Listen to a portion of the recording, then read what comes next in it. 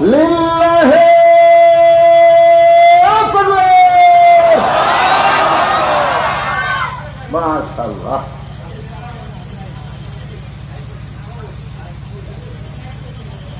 ওমর ফারুক যখন মসজিদের মেম্বরে বসে ওয়াজ করতেছেন, ওই সময় তিনি ছিলেন বাংলাদেশের মতন ৯৬টা দেশের খলিফা।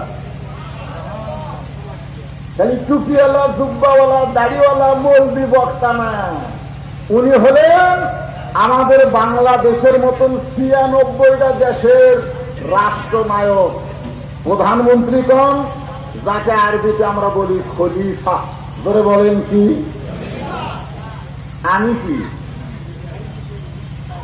আমি